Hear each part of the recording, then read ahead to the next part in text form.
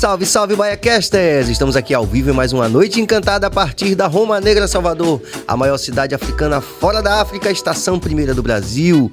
Solo Tupinambá falando desesperadamente em português com auxílio luxuoso do Pedro Valente. Pô, luxo é todo meu, você é doido, rapaz. Isso é uma grife. Isso aqui é uma grife. Ô, Glória! É a grife do senhor. E aí, Valente? Bom demais estar aqui com você, viu, velho? Satisfação mesmo. Essa semana a gente tá super presente, hein? Super Ô, aceso. Glória! É isso aí, que continuemos assim. É, pois é. Episódios assim são os episódios que me fazem sair de casa com muito mais vontade. Com certeza, hoje eu vim no gás mesmo. Gente, vocês já sabem, compartilha, dá like, se inscreve no canal, faz tudo aquilo muito importante para você que apoia o nosso canal. É importante para que vocês apoiem essa iniciativa, porque afinal de contas, gente, pra gente continuar tendo essa opinião que muitas vezes é até difícil para algumas pessoas que estão seguindo a gente não tá ligado a nenhum grupo de comunicação majoritário da nossa cidade ou do estado ou do país. A gente não recebe dinheiro da prefeitura, que no caso de Bruno é direita. A gente não recebe dinheiro do governo do estado do nosso Jerônimo, que é de esquerda. E a gente não recebe dinheiro da União também. Vocês podem achar muito louco isso, mas é justamente por esse conjunto de razões que a gente tem uma total autonomia sobre as nossas ideias, nossos bate-papos, nossas entrevistas com essas pessoas que passam por aqui, emprestando um pouco do seu tempo, da sua expertise, da sua simpatia, como é o caso do convidado dessa noite, né, não, Valente? É, pois é, vem chumbo grosso aí. Chumbo grosso. Pode esperar que essa semana, inclusive, a gente tá bem polêmico. Chumbado. Né? É isso aí, uma hora o pessoal chama a gente de bolsonarista, aí no mesmo recorte o pessoal diz que a gente é petista.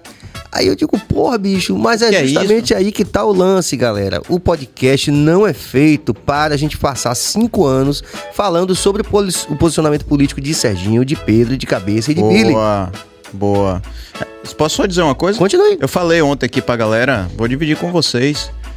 Eu fui chamado por meu sobrinho, meu afilhado, que eu amo de paixão, porque passou o pastor Isidoro aqui, ele disse que eu sou o monarca baiano.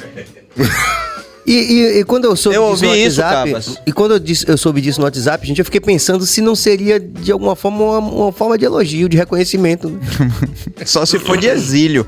Só se eu quisesse ser exilado, sabe? Pois é, rapaz. Mas você tá certo no que você tá falando, no que você tá no seu modo de pensar, porque, velho, quando a gente recebe chumbo dos dois lados, é o momento que a gente percebe que a gente tá no caminho certo. O problema era receber chumbo de um lado só, né? Pois é, porque a gente tenta manter de novo, rapaziada, a gente chama pessoas que têm um conhecimento específico da área. A gente teve aqui, por exemplo, Gabriela de Toledo falando sobre a PEC das praias, uma pessoa que dedicou sua vida, estudou, tá estudando até hoje para isso. A gente teve ACM Neto, político, vai falar sobre a questão, né, da carreira política dele, como a gente teve muita gente de esquerda, teve Alice Portugal, teve Olívia Santana em mais de uma ocasião, pelo amor de Deus. O podcast não é sobre Serginho, sobre a carreira de Serginho como artista fora, não é sobre a carreira de publicitário de Pedro fora daqui, pelo amor de Deus. Então, se você apoia esse espaço onde a gente, a duras penas, né, e tomando saraivada de bala de tudo quanto é lado, um espaço dedicado à discussão de ideias, um espaço de ponderação, é aqui no BaiaCast. Então, apoie essa bagaça aqui. Mas tem mais, o podcast é além do que a gente também concorda, de forma geral. Inclusive, a gente vai fazer cortes que vão falar do que a gente também discorda. Porque, às vezes, a pessoa pensa, porque tá lá, a gente assina no final, o BaiaCast, não é porque a gente tá assinando aquilo é a opinião da pessoa. E que vocês estão livres pra discordar, pra meter o pau, sabe? A ideia é justamente discutir, inclusive, ideias... Saiam da quinta série! Exato, sair do cercado, discutir ideias que a gente também discorda. E faz parte a gente assistir e entender como o outro que pensa diferente da gente pensa. A gente já disse pra vocês que a gente não vai receber aqui a extrema-direita, não, Pedro? Ou a extrema-esquerda, porque tem também, a turma do Paredão também tem. Né? Ainda que, por exemplo, eu acho que hoje o assunto, inclusive, é bem pertinente, porque cabe a gente discutir qual é esse limite. Qual é o limite do extremismo? Né? É importante, gente, porque para uns, pastor Isidoro é um extremista. Sim. Olha que coisa. O padre Kelmo é um extremista, onde a galera ficou muito puta da gente ter recebido ele aqui. Como se a gente estivesse concordando com as coisas. Aliás, teve um maior bate-boca seu com ele, né? Dentro dos limites Não, ali fugiu do respeito. Ali fugiu do limite. Foi interessante. Vamos abrir a roda e enlarguecer, como diz a nossa grande filósofa Sara Jane, que também já esteve aqui. Mas antes, vamos só dar um salve pra galera aqui, rapidinho. Queria só mandar um beijo aqui para as nossas duas 110%. Lilian Paula já chegou aqui. E Claudinha Alves já chegou aqui também. E já começa dizendo: o esquerdo ou direito, o que importa é respeitar todos. Obrigado, duas lindas. Olha que coisa curiosa. As duas de fora.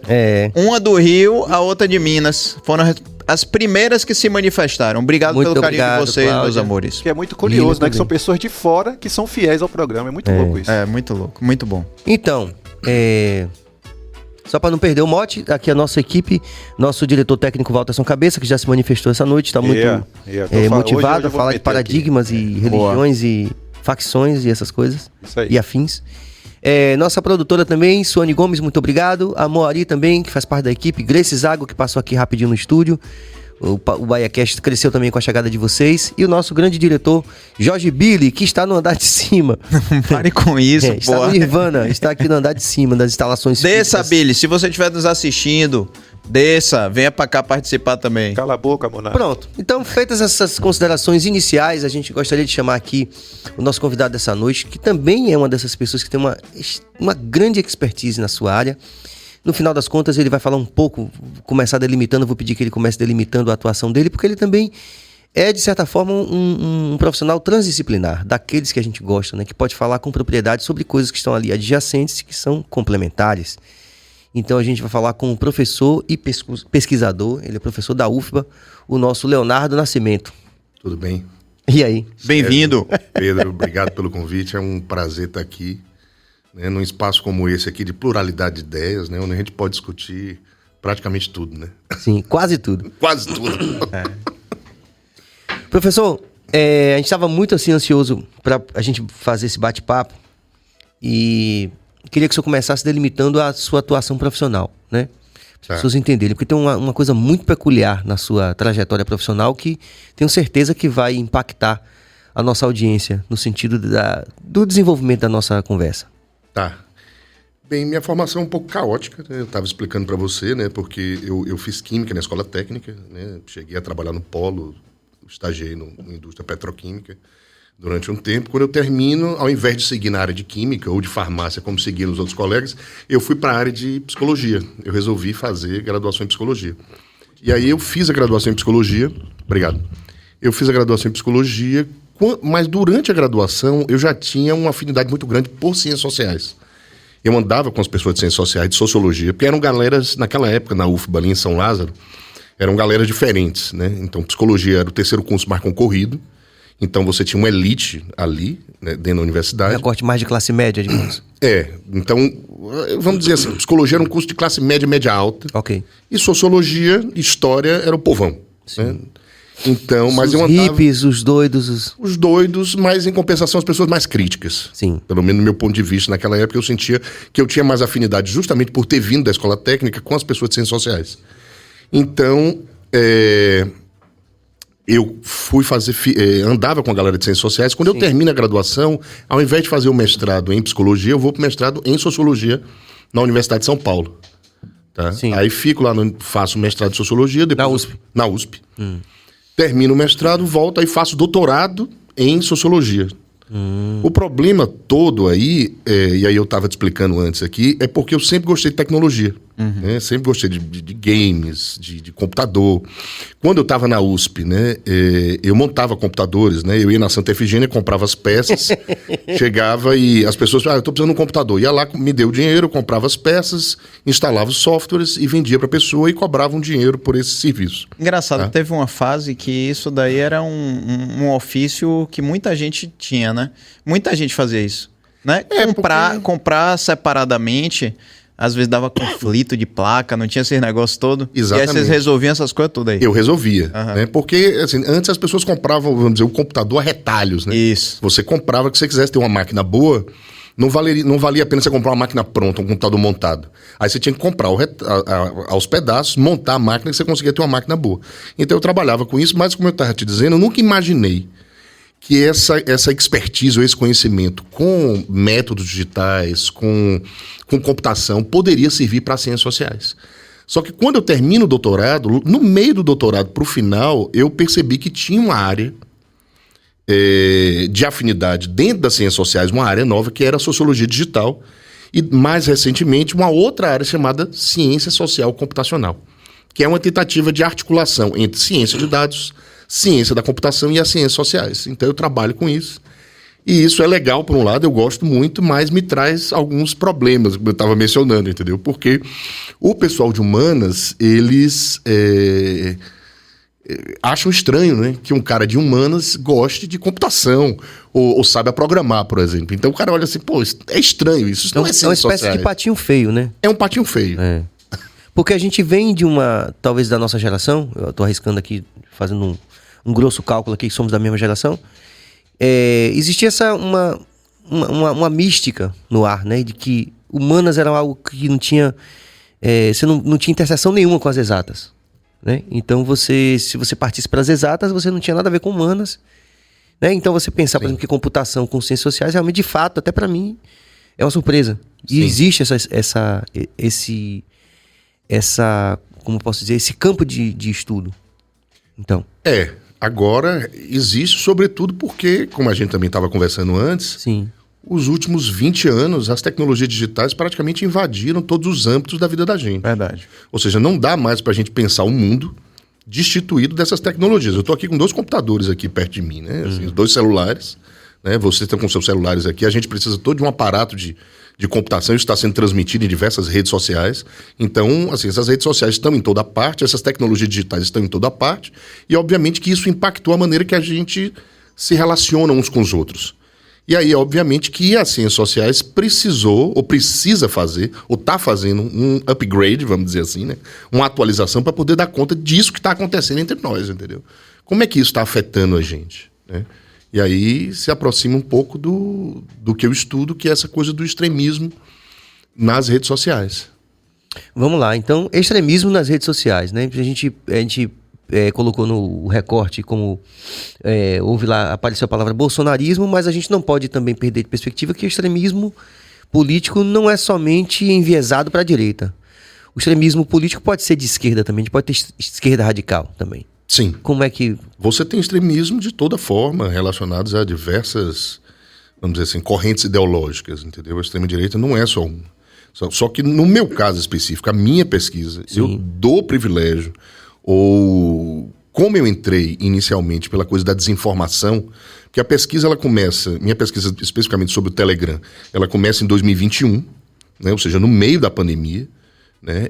Eu já tinha percebido, antes do começo da pesquisa, porque eu já usava o Telegram, né?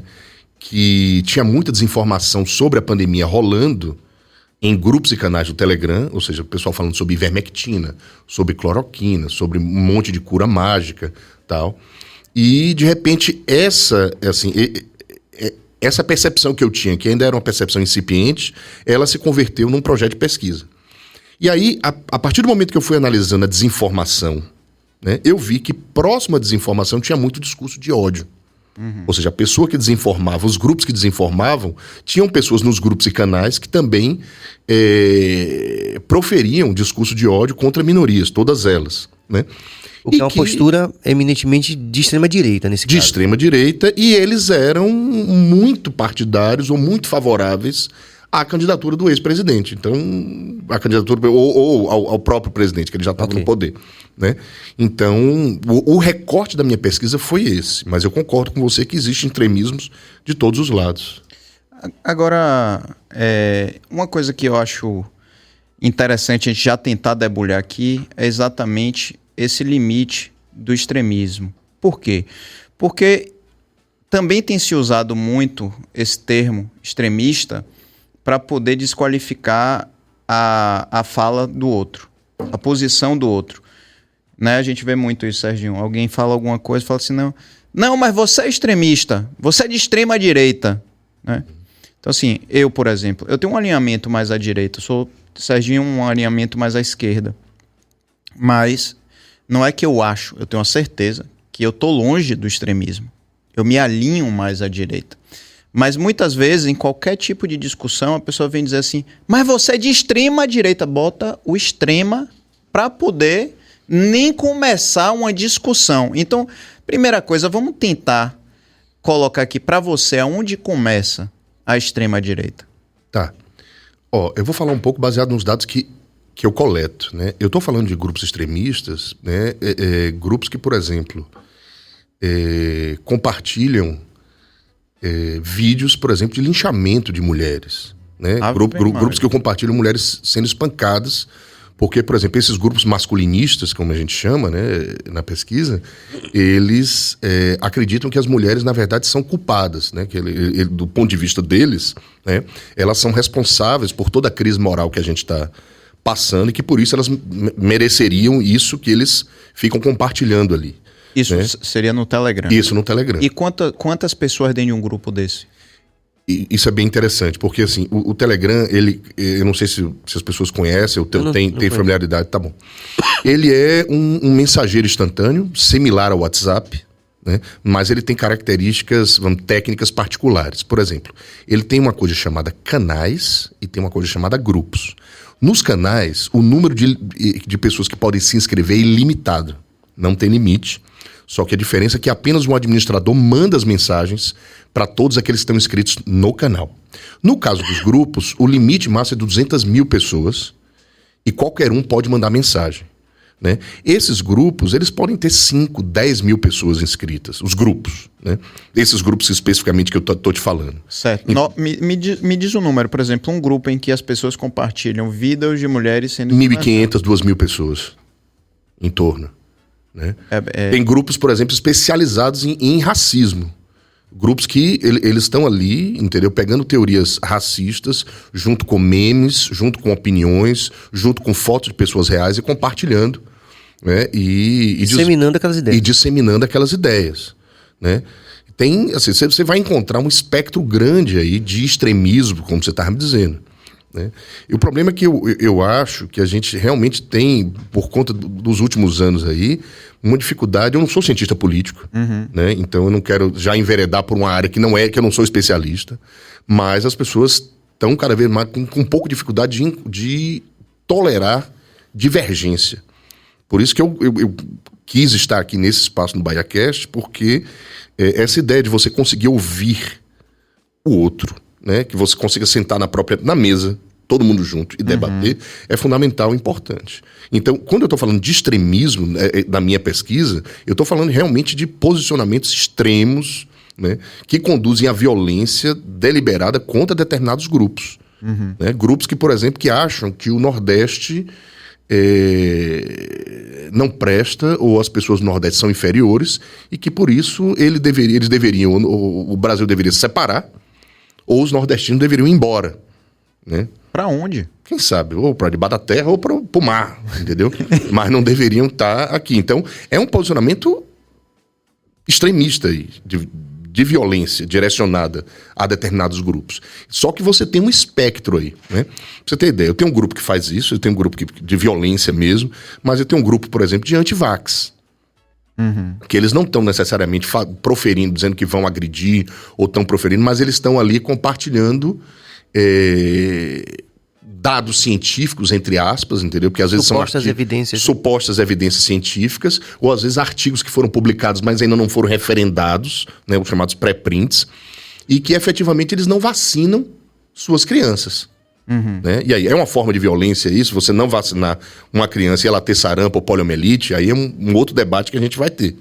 Certo? E tem grupo de namoro, esse é engraçado, é um número de namoro entre não vacinados, ou seja, eu não tomei vacina. Olha. E eu só quero me casar com pessoa também que não se vacinou. É um Tinder vax. Mande currículo se você não está vacinado. É um Tinder anti-vax, podemos dizer assim. Tinder anti-vax. Até grupos de posicionamento político mesmo. Né? Grupos porque tem canais e grupos de deputados, de senadores que estão ali, você tem os partidários que estão ali. Qual é o problema central? É que nesses canais e grupos, esses conteúdos misóginos, racistas, eles não ficam confinados a um grupo ou um canal. Eles vão passando de grupo em grupo. Então você vai encontrar, às vezes, por exemplo, canais religiosos em que aparece algum post, algum meme racista. Ou algum post ou meme misógino. Entendeu? Essas coisas não estão separadas ali no mundo real, né? Então, na mesma pessoa, às vezes, você vai encontrar um espectro de posicionamentos mais, como eu dizer, mais pé no chão, mais tranquilo, e outros mais radicais. Entendi. Essa coisa mesmo da vacina, né? Como politizaram a vacina de uma forma, né? Como politizaram absolutamente tudo. Mas a vacina, por exemplo... Das mais perversas. Mais perversas, mas também, por outro lado, Serginho, as pessoas ficaram impedidas de discutir determinadas coisas que eu pessoalmente acho relevante. Vou dar um exemplo. Até porque passaram já pessoas aqui, cientistas, onde eu fiz questão de fazer essa pergunta e todo mundo bambeia na resposta. Veja só. Eu me vacinei. Eu tomei 2 doses. Eu não tomei a terceira. E por quê? Eu conheço muito bem, eu venho da publicidade e do marketing. Eu conheço a sanha da indústria farmacêutica. Eu sei que num momento como aquele, de tragédia, e eu não estou negando que existe o vírus, nem a seriedade da doença, do Covid, mas num momento de desespero, ali é um campo muito fértil comercial. Então, no momento em que você tem 8 bilhões de braços para vacinar, é muito, como é que eu posso dizer? Obrigado, Cabas. É muito oportuno você dizer que você precisa tomar 1 dose a cada 3 meses. Não estou querendo dizer que não tem que se vacinar. Como eu disse, me vacinei.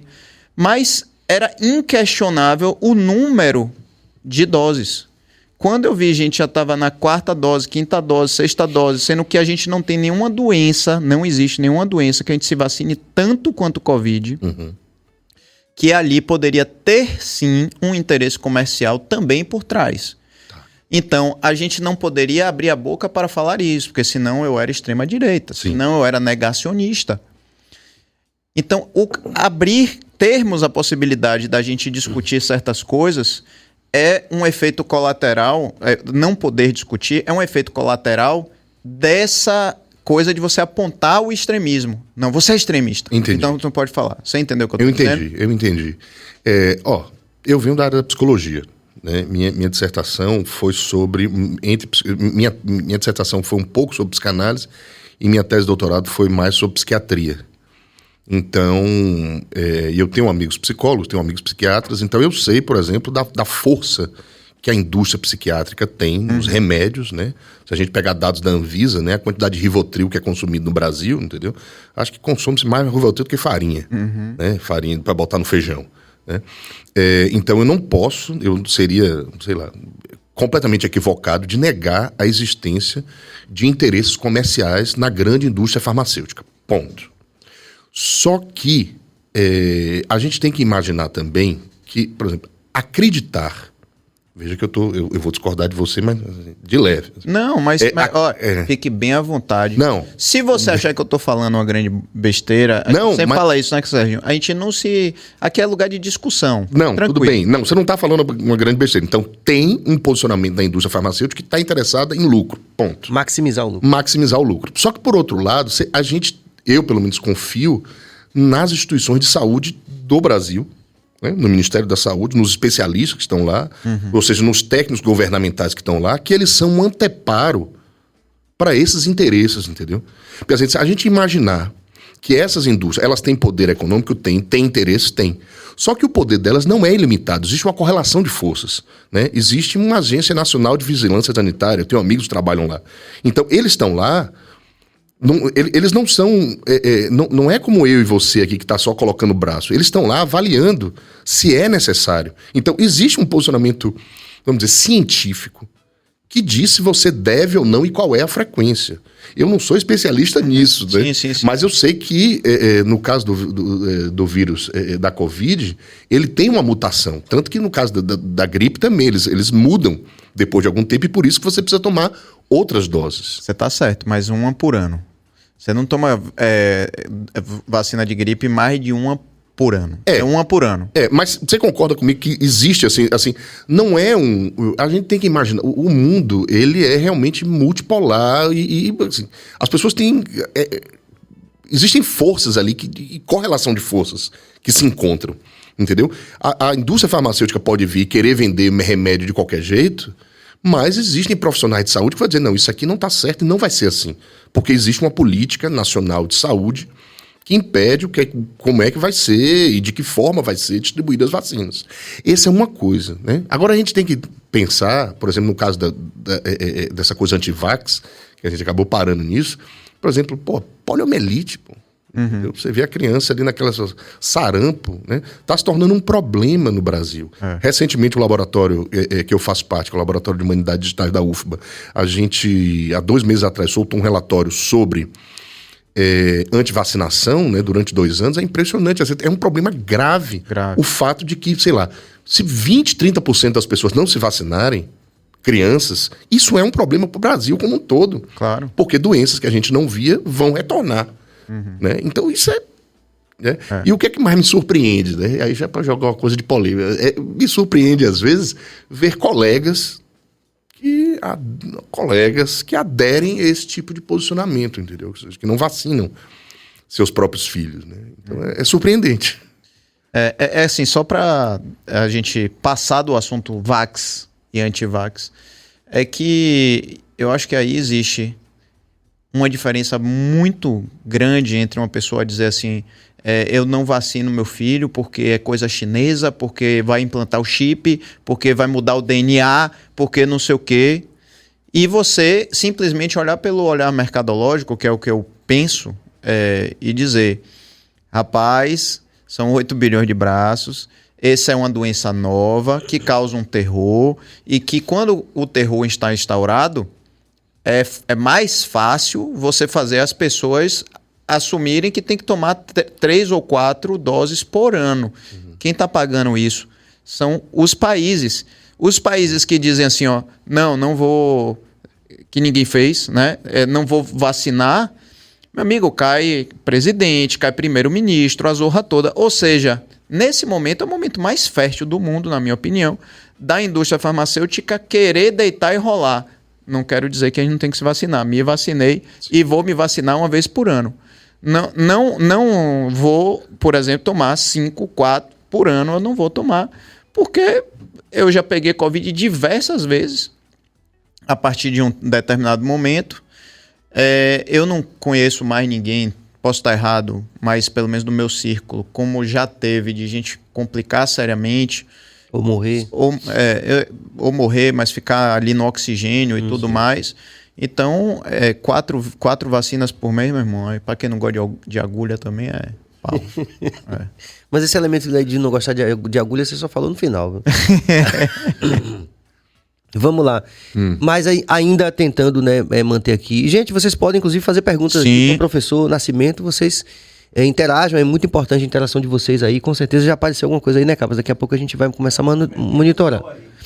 Metendo pau o quê? Diga aí. Opa, então bora pra polêmica, vá. Vai lá. Professor Hamilton, fogo nos negacionistas. Beijo, professor Hamilton.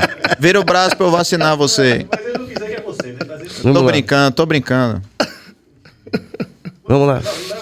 Tudo bem. Mas pode botar também, rapaz, aqui a gente não foge de polêmica não, bicho. Vamos aqui lá. Não foge, agora não. Pode botar. Vamos pensar de novo, tentar fazer um contraponto a algo interessante que você trouxe, que foi justamente o limite? Não limite, não. Qual é o papel dessas grandes corporações, desses grandes milionários, inclusive a indústria farmacêutica, nessa manutenção dos discursos de ódio, ou pelo menos na manutenção de um ambiente de internet completamente desregulado, onde parece que ser moderado não dá clique, como a Semineto falou aqui.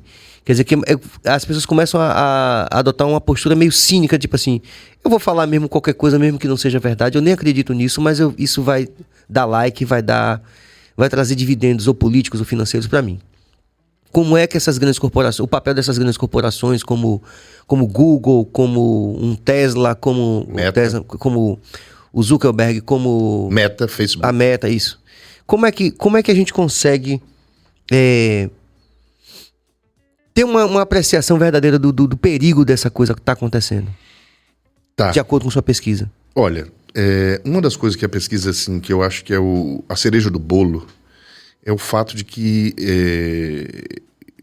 praticamente todas essas grandes plataformas hoje, né, como YouTube, como Instagram, Facebook e outros, né, eles têm uma moderação de conteúdo.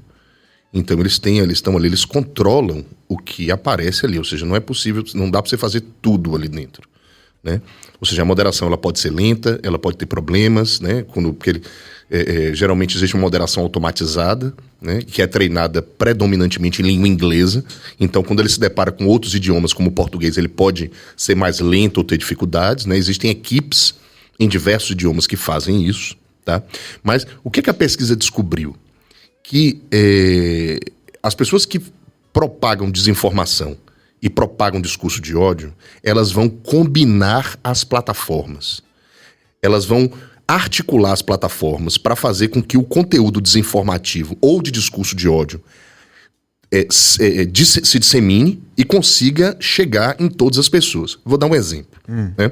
Vídeos no YouTube. Né? Existem duas formas de você conseguir acessar, de você estar assistindo um vídeo no YouTube, você acessar novos conteúdos. Né? Ou você vai lá na barra e busca o conteúdo, bota a palavra-chave e ele vai mostrar a listagem de vídeos relacionados àquela palavra.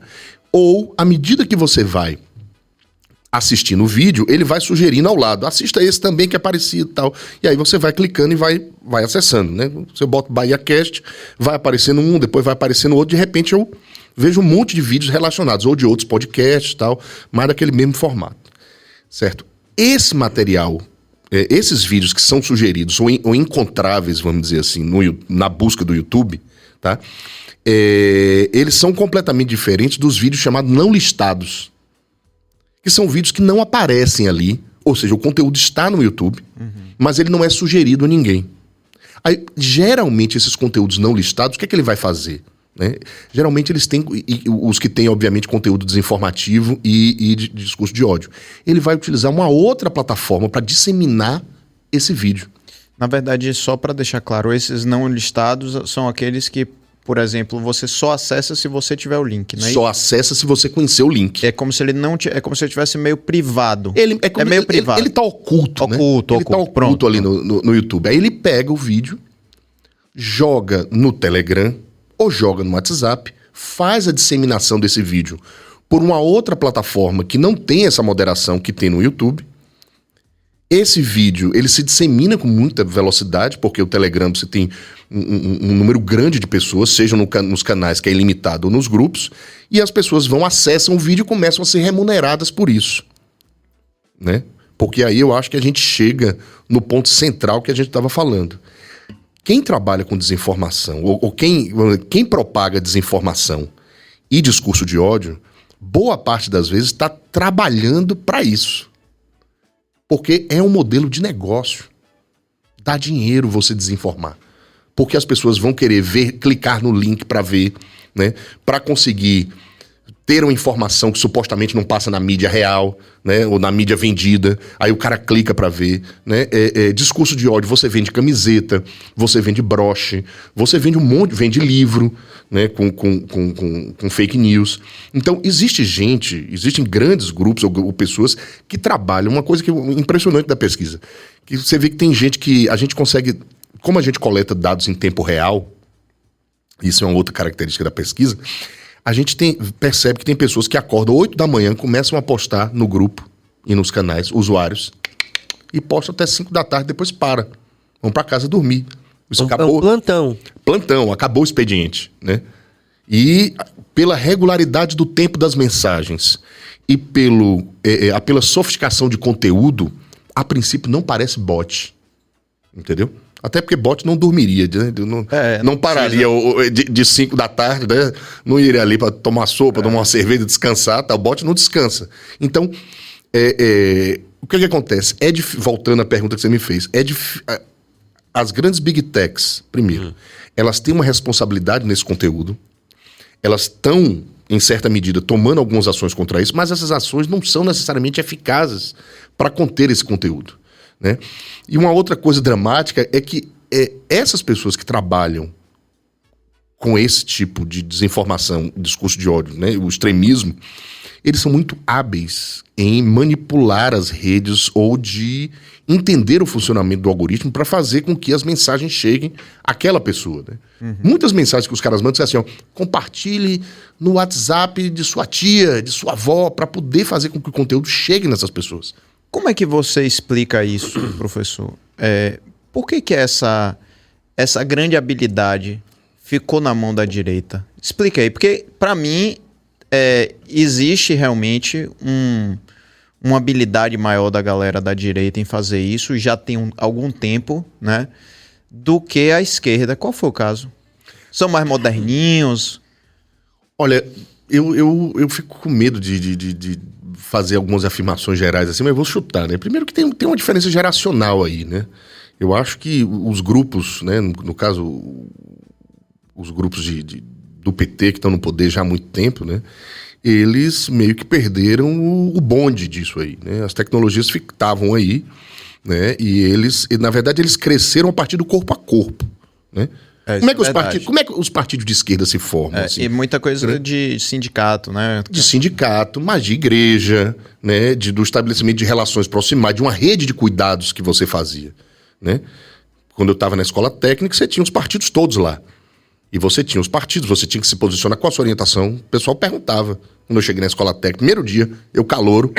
Né? Mesmo, era bem forte isso. Os caras perguntavam, qual a sua orientação? Ah, não, eu sou, sei lá, sou do PT. Não, mas dentro do PT, qual é a sua linha ideológica? Ainda você tinha que dizer qual é que você era, né?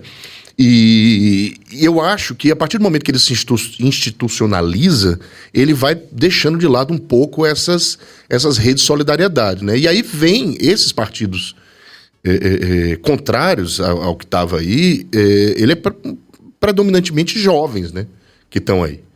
Né? Mas eu não sei. Tem um outro lado também, né, professor? Porque tem a galera que o pessoal diz, o tio do Zap, a tia do Zap, que é aquela galera que, por exemplo, minha mãe mesmo, viu, Serginho? Minha mãe faleceu com 80 anos. E antes da pandemia, há 5 anos.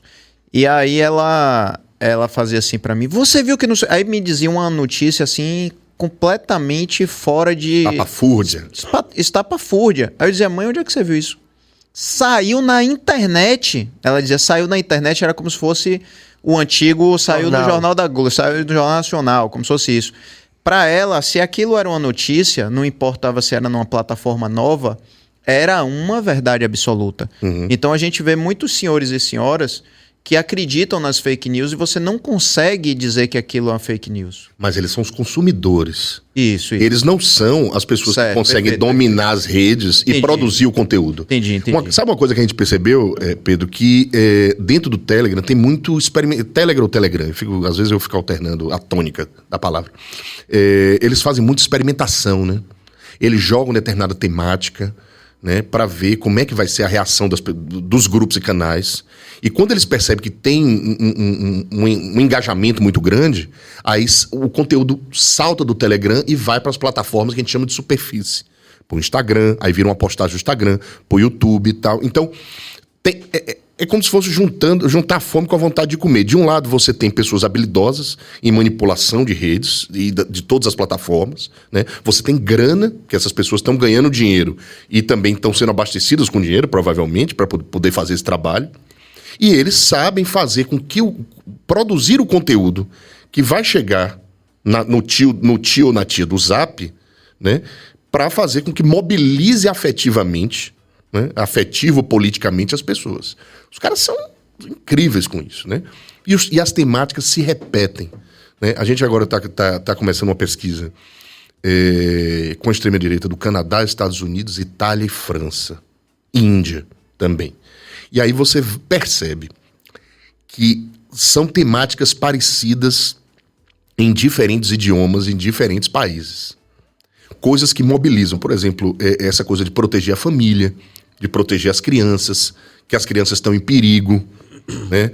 Ou o movimento antitrans, né? A coisa anti-vax. Então, assim, são temáticas que se repetem nos diferentes países e alimentam esses diferentes grupos extremistas, de extrema-direita, nos diferentes pontos do planeta. Entendeu? E que, inclusive, estão causando aí certamente devem ter uma influência sobre esse grande crescimento da extrema-direita no mundo, né? Como é que você está vendo isso agora? Sem dúvida, né? É uma preocupação grande que a gente tem, né? Desse... Mas até no Canadá, que a gente pensa, não, os caras do Canadá já resolveram as porra. Extrema-direita no Canadá. É impressionante, né? Por exemplo, a oportunidade que eu tive de estar lá no estado de Alberta, né? Eles fazem muitos piqueniques, né? Onde você encontra em defesa da família, em defesa dos... Mesma coisa, entendeu? Em defesa da família, as famílias estão ameaçadas, né? Que as crianças, né? A pureza da criança está ameaçada, que você tinha que proteger, tem que... Né? E assim, essa ideia da constituição do bem e do mal, né? Ou seja, do mal que está chegando e vai atacar o que há de mais puro, que são as crianças, né? Então, o tempo todo você percebe e eles trocam memes, trocam notícias sobre isso, e tem a mesma estrutura das notícias que ocorrem aqui no Brasil em português, ou seja, nos grupos de Telegram aqui do Brasil, mostrando que tem uma similaridade, um contato entre esses grupos, né? Às vezes o cara pega meme em inglês, só apaga ali e coloca, traduz e coloca o texto em português, mostrando que já existe uma interlocução e uma proximidade global sobre isso. Caramba. Por isso que é preocupante. Você diria, professor, que... Pode chamar de Léo. Rapaz, ganhou uma intimidade aqui, hein, Cabas? Hein, Serginho? Intimidade da zorra. Ô, Glória. Professor Léo, tô brincando. Léo, você, diante disso tudo que você tá falando aqui, que muita coisa pra gente é novidade e outras a gente observa no nosso dia a dia, quer uma água? Uma água? Serginho, por favor. Quer água com gás, Léo? Não, sem gás. Obrigado. Mas, diante disso aí... E a sua aqui mais? A gente poderia dizer que o bolsonarismo é fruto dessa, vamos chamar de organização digital, ou outros chamam de milícia digital. Enfim, essa movimentação digital forte que acontece multiplataforma, mas principalmente nos aplicativos de conversa. Sim. Você diria que Bolsonaro se elegeu por causa disso? Olha, é uma afirmação forte, né? Mas, assim, eu vou falar nas evidências que nós temos, né? De que na eleição você teve que ter, já está comprovado que teve disparos de mensagens no WhatsApp. Né? Então você teve um conjunto de mensagens que chegaram para as pessoas, né? Tem todo um debate político sobre isso que eu não quero adentrar. E que a última eleição presidencial, o Telegram iria assumir esse papel.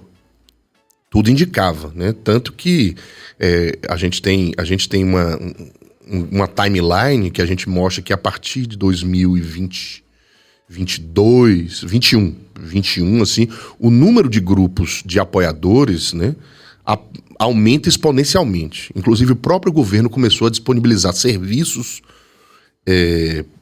públicos, né, de ministérios e tudo mais, de atendimento dentro de canais e grupos do WhatsApp.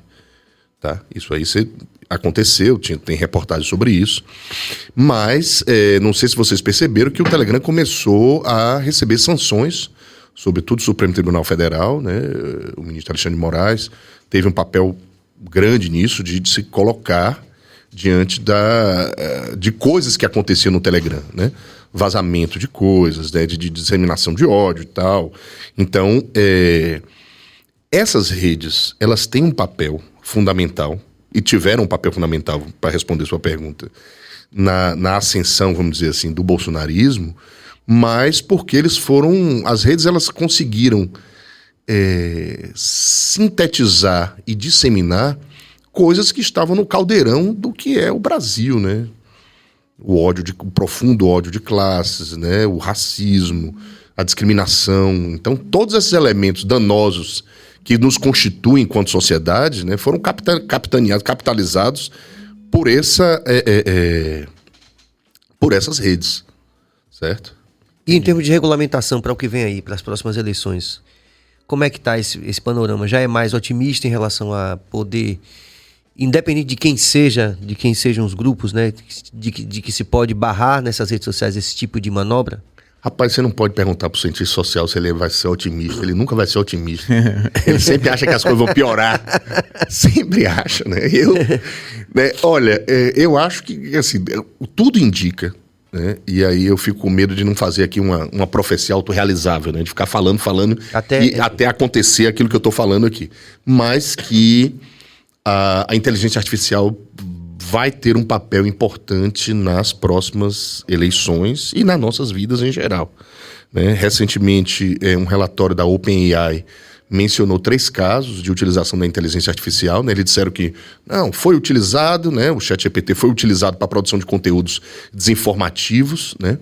Mas não causou tanto impacto assim, mas eles já reconhecem que realmente essas ferramentas que são capazes de criar texto automaticamente, de criar imagens, de criar vídeos, né? Isso vai contribuir cada vez mais para uma dificuldade que nós vamos ter em separar o real do não real, né? Ou o fictício do real, né? Então, eu acho que esse é o problema. Então, eu acho que as coisas tendem a piorar, só que, por outro lado, você vai precisar de uma expertise, né? Da sociedade civil, das universidades, dos pesquisadores, dos podcasts, para debater isso, né?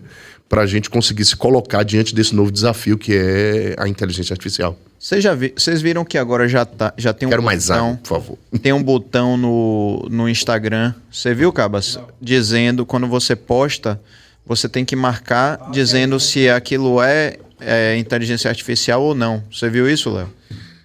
Não vi, acho que eu vi um comentário sobre isso, né? Ou seja, a pessoa que vai dizer. Tipo assim, você vai postar um stories. Uhum. Ele pergunta se o que você está postando é real ou se é fruto de inteligência artificial. E se for, você tem que marcar que aquilo é inteligência artificial. Ou seja, é necessário hoje você dizer para que você não esteja enganando as pessoas que aquilo é inteligência artificial. Agora eu queria entender assim, eu nunca postei nada de inteligência artificial, até porque não sou um conhecedor disso, não sei fazer isso de uma forma bacana. Mas se você fizer isso e não marcar inteligência artificial, qual é a sanção que o Instagram te dá, entendeu? É uma advertência? É suspender sua conta? O que é? Eu também fico curioso para saber. Eu sei o que é, porque se você não declara isso e ela, por exemplo, bloqueia... Você declara, você está deixando claro, isso provavelmente vai impactar na distribuição do seu conteúdo, e se você não marca, ela pode lhe penalizar, e já que você não marcou, já que você não declarou, você não tem como voltar atrás, entendeu? Você não estava declarando que você estava publicando como inteligência artificial. Isso já existe no YouTube também. Vários vídeos de muita visualização, feitos totalmente por inteligência artificial de forma automática. E o YouTube acabou criando também mais uma cláusula lá, se você for fazer com inteligência artificial, você tem que declarar, porque isso inclusive baixa, e ele deixando claro que isso vai baixar a entrega desses vídeos, porque esses vídeos estavam viralizando muito. Muita gente recebe no Instagram, no WhatsApp, mensagem de Deus, tudo feito por inteligência artificial, o cara lendo a Bíblia, eu vejo direto lá, minha sogra, sabe? Ela vendo... mensagens desse tipo totalmente inteligência artificial, ele achando que é alguém que está lendo lindamente a Bíblia. E assim, automático, claro. Não, quer ver uma coisa terrível? Eu sou espírita e hoje tem várias falas, eles colocam uma foto de Chico Xavier e a voz é de Chico Xavier por inteligência artificial e ele falando várias coisas, só que tipo assim, não tem nenhuma, a autoria não é dele. Lembra daquilo, Sérgio, que a gente recebia por e-mail, corrente, que sempre era o texto era de Pedro Bial? Sim. Texto de Pedro Bial. É você, Fernando Veríssimo. Ou Fernando Veríssimo. Então a pessoa escrevia um conto qualquer e no final botava Fernando Veríssimo. Sim. Só que o problema é que agora não é mais escrito. É na voz de Chico Xavier. Então é difícil, você não sabe mais. Em breve vai ser vídeo. Você não vai saber realmente. Eu tenho visto publicidade falsa. Ele pegar seu rosto e fazer publicidade com o seu rosto. Você não vai duvidar que é você fazendo publicidade daquele produto. Eu já vi esse tipo de conteúdo. Para você ver aonde a gente pode chegar, cara. O que eu tenho visto é golpes, né, que tem ocorrido, né, com clonagem de voz, né? Você pega a voz da pessoa, você consegue estabelecer padrões, né? A gente tem padrões vocais muito marcados. E aí você pega e reproduz a voz e manda a voz para a pessoa. Aquele golpe, né? Dizer que a pessoa está sequestrada. Tá? É terrível esse tipo de coisa. E a gente vai ter que criar toda uma legislação aí, né? Opa, chegando aqui. Com certeza, a legislação aí vai ter que ser bem... Como é que eles dizem? Você acredita em regulação? Você acredita na regulação da internet? acredita numa forma de regular a internet? Eu acho que a gente precisa ter forma de regular. Que precisa, mas você entendendo a internet como é, você acha que a gente consegue regular a internet? É uma pergunta bem... Poxa, você não me faça pergunta difícil, né? Eu acho que a gente consegue regular em certa medida, né? Por exemplo, vou pegar pelo exemplo da minha pesquisa, né? O que acontece? Esses grupos extremistas de discurso de ódio, eles perceberam uma brecha, por exemplo, nas diversas plataformas que têm regulação de conteúdo e utilizam uma outra plataforma para disseminar o conteúdo.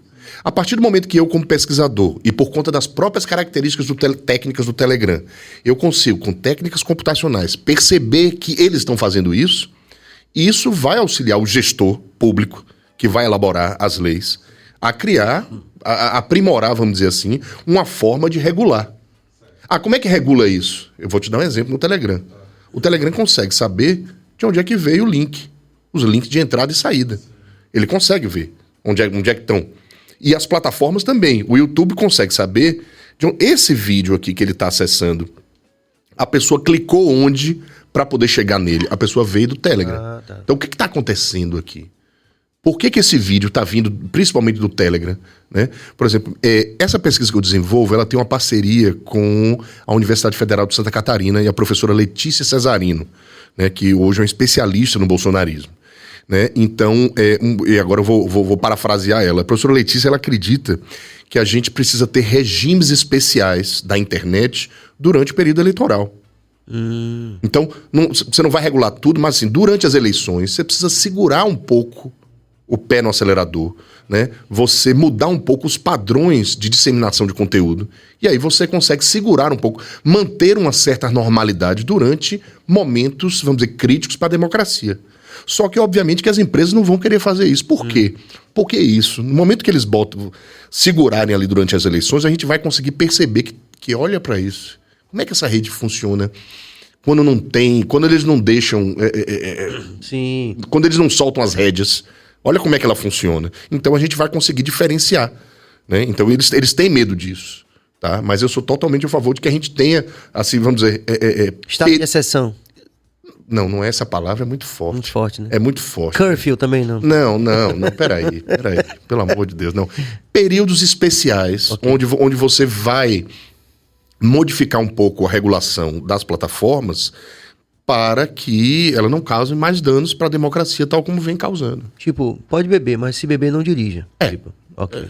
Mais ou menos. Vamos aí com algumas interações interessantes aí. Vamos valorizar aí, Cabas.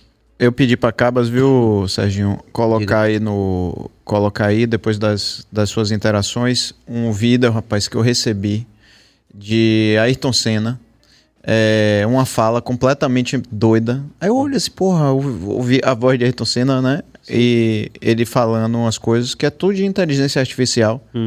E que agora a galera tá botando vários, como eu disse, de Chico Xavier, aí agora Ayrton Senna, gente que morreu. Sim. E muita gente acredita que aquele negócio é verdade, né? E daqui a pouco ele vai botar aí. Mas vai lá para as interações, Cabito. Vamos lá. Renata Cirne Marinho. As 5 doses da vacina do Covid foi necessário porque teve um estudo rápido e tinha muitas cepas, mas agora alinhou. É uma dose por ano como a da influenza. Obrigado pela informação, Renata. Alan Ricardo, Leonardo Nascimento, você acredita que a fake news do jeito mais sofisticado tende a ultrapassar a credibilidade da verdade? Porque eles pegam fragmentos da realidade para tornar o que era fake real. O que era fake, real. Olha, o que acontece? Tá, eu vou ler novamente para ver. Mas você acredita que a fake news do jeito mais sofisticado tende a ultrapassar a credibilidade da verdade? Porque eles pegam fragmentos da realidade para tornar o que era fake real. Tá, o que acontece? A gente também estava conversando isso antes aqui, né? Essa busca por sentido, né, pela explicação, é algo que nos acompanha, é um fenômeno que nos acompanha, de querer fazer sentido sobre as coisas, explicação. E geralmente, essas notícias falsas, desinformativas, elas são simplórias. A simplicidade é uma forma de fazer com que as coisas alcancem mais pessoas. Tá? Porque essa é até uma dificuldade da própria ciência. E aí eu faço um meia-culpa aqui por todos os cientistas, entendeu?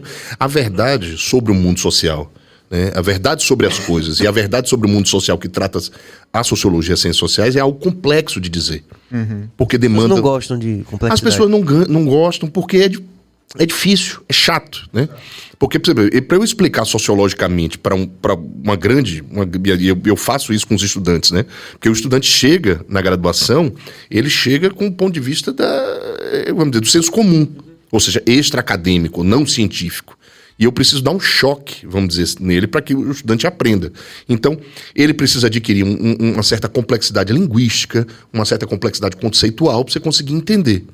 Só que isso é doloroso, né? Ou seja, tem uma dificuldade, vamos dizer, epistemológica, mas tem uma dificuldade emocional, porque você precisa abrir mão de determinadas crenças que são importantes para você. Tá? Então você vê que o estudante se transforma, né? Minha mãe dizia que eu fui para a universidade, era quando eu voltei eu já era outro. Assim, ela viu eu me modificando ao longo do tempo. Porque a partir do momento que eu escutava os professores fazer as leituras, eu ia percebendo a complexidade do mundo real, né? E isso me afetava, não apenas intelectualmente, mas emocionalmente. Certo? Então, por exemplo, é duro aceitar que Stalin matou mais russos do que o próprio Hitler, né? Por exemplo, para quem é de esquerda. Por exemplo. Continue, professor. Não, era isso. Então, as pessoas têm então, essas notícias simples, entendeu? E o que acontece? Na maioria das vezes, né, são desinformações que ela tem determinadas características. Por exemplo, a ideia de que existe um complô gigantesco, mundial, por trás das coisas, e que ninguém mais sabe, mas que conseguiu chegar até você porque alguém vazou aquilo, né? As pessoas estão o tempo todo assim... O cara descobriu em Olindina. Aí assim, você não vai ver isso na Globo, você não vai ver isso... Não, você não vai ver isso em tal... Não posso falar o nome dos canais, desculpe. Você não pode falar no nome do canal, você não vai ver isso no jornal tal, nem no canal tal, mas está chegando a você em primeira mão aqui, porque nossa equipe vai vazar e vai levar até você. Essa coisa de você ter acesso a uma informação que ninguém mais tem, né, e que seria supostamente não enviesada, e que revela a organização mundial das coisas. Isso é a essência do que é desinformação, entendeu? É tentador, né? E tentador. Eu incluo uma coisa a mais, que normalmente tá ligado, você aceita muito melhor e muito mais facilmente, sem inclusive, e checar se é verdade, quando isso confirma o que você já pensa. A tua vazão disso é muito mais fácil, entende? Quando você concorda com aquela informação que está vindo, você normalmente não checa. Porque ela, sabe, isso para as pessoas que pensam do mesmo jeito. É o chamado viés de confirmação, exato, entendeu? Então você vai querer sempre... você vai concordar, você vai se encontrar naquilo, porque você, de certa forma, já acredita naquilo, ou aquilo é mais agradável emocionalmente, ou cognitivamente, confortável cognitivamente para você. Então, por isso, você vai aderir com mais facilidade a esse tipo de coisa. Mas vem cá, ao mesmo tempo, não é muito complicado a gente acreditar, e eu tenho um amigo que acredita que a Terra é quadrada, a Terra plana, né? Tem amigo que acredita piamente que a Terra é plana. Isso daí não é mais complicado você convencer alguém a essa altura da vida, depois que você passou pela 3ª série, 5ª série, 7ª série, aprendendo que a Terra é redonda, que existe um esquema solar, etc., que é a Terra que gira em torno do Sol, que é a gravidade... É mais difícil, por isso que eu entendo que quando você fala que o simples atrai muito, né? Mas tem umas teorias que elas são tão complicadas e eles mesmos não conseguem... explicar direito, mas eles dizem assim, quando você confronta e você começa a dizer assim, mas peraí, então existe um domo e o sol tá dentro do domo ou tá fora? O que é que tem dentro depois do domo? Não tem nada, existe o nada. Aí você fala, o nada, não tem nada depois do domo não, e o domo não quebra de jeito nenhum, não tem como quebrar. Aí as coisas, olha a loucura. Inclusive Elon Musk sabe do domo e ele tentou fazer um foguete da SpaceX bater no domo para abrir o domo. Aí você fala, então era um ato suicida de Elon Musk para acabar com a humanidade, porque se não existe nada ia ser um vácuo, ia puxar todo mundo. Aí a coisa vai ficando cada vez mais complicada, mas eles acreditam piamente nisso. Então, ou seja, não é o simples, é o complicado nesse caso. Mas eu acho que a gente tem que entender, assim, para além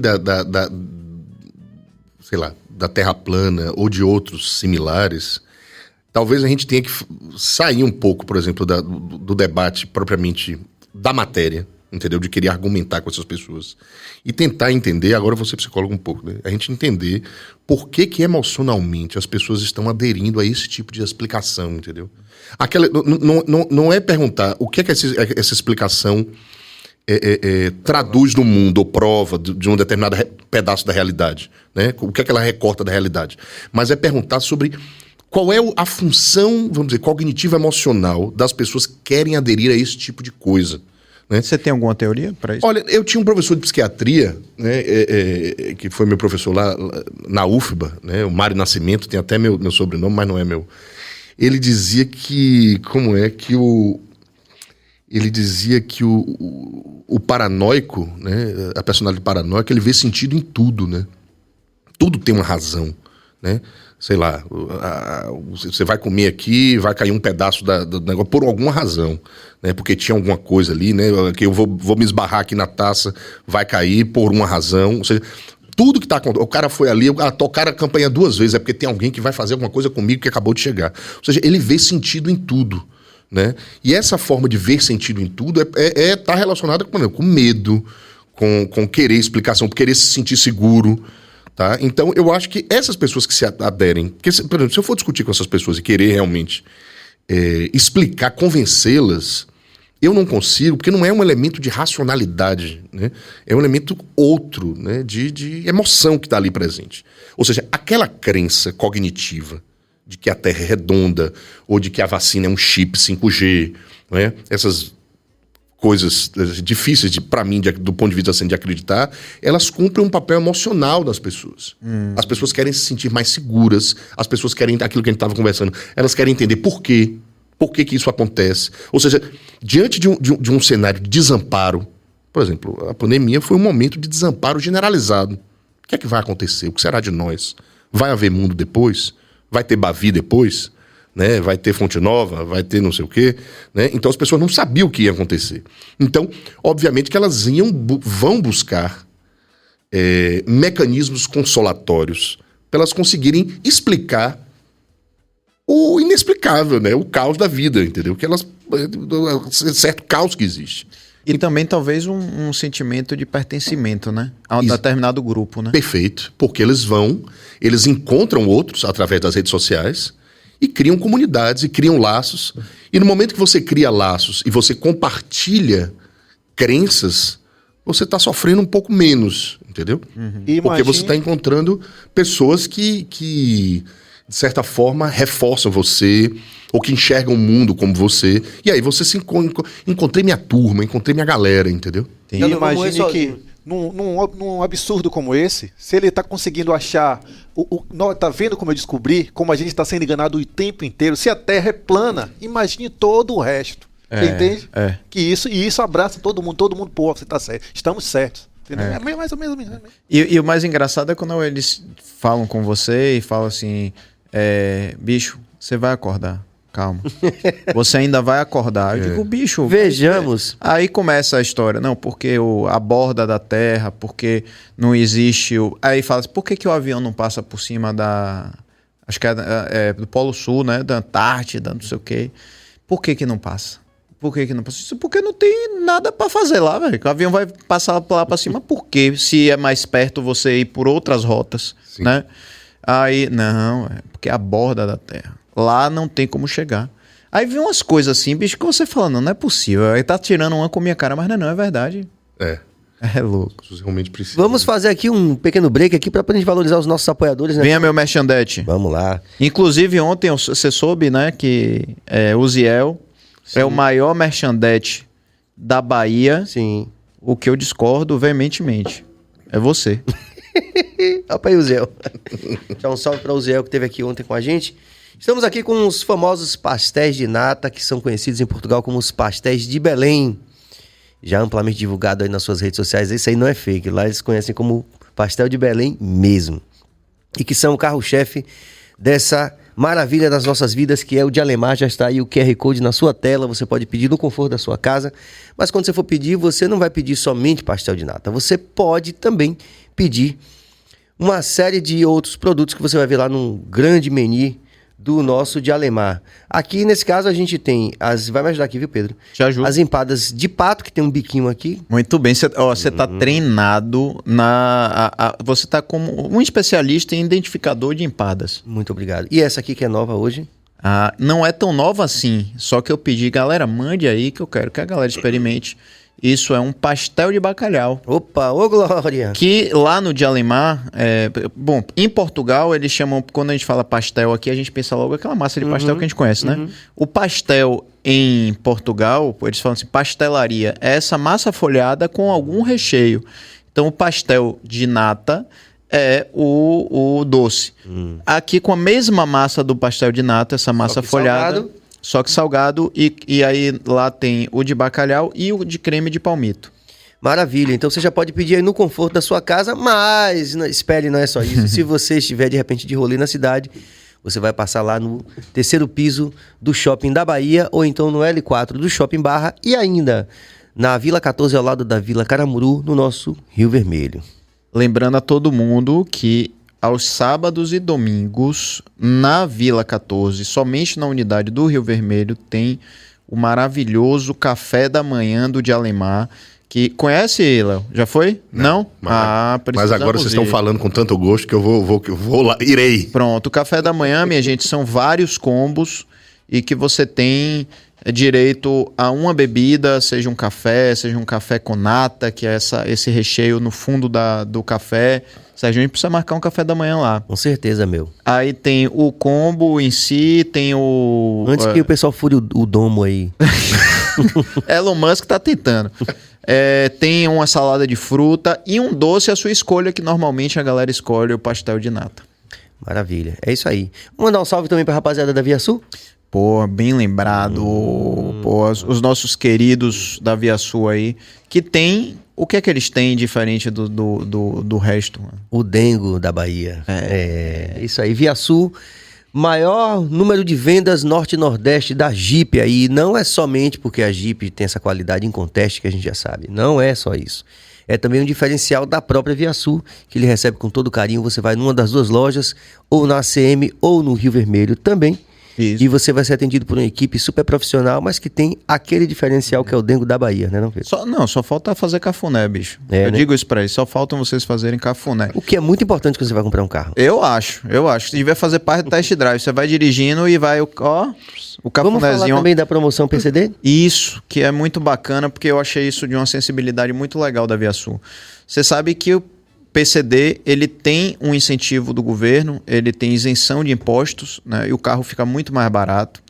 Existem classes de PCD com descontos progressivos, mas a Via Sul ela ainda tem bônus específico para PCD. Então, imagine que você PCD já tem um incentivo do governo, você chega na Via Sul, você ainda recebe o bônus da Via Sul para sair com seu Jeep feliz da vida, com muito estilo, e desfilando aí nas ruas de Salvador com seu Jeep. Então, vá na Via Sul para você saber, marcar seu test drive em primeiro lugar, porque assim, vá, conheça, se apaixone. É importante a gente se apaixonar pelo carro que, né, vive tanto dentro do carro nesse trânsito de Salvador.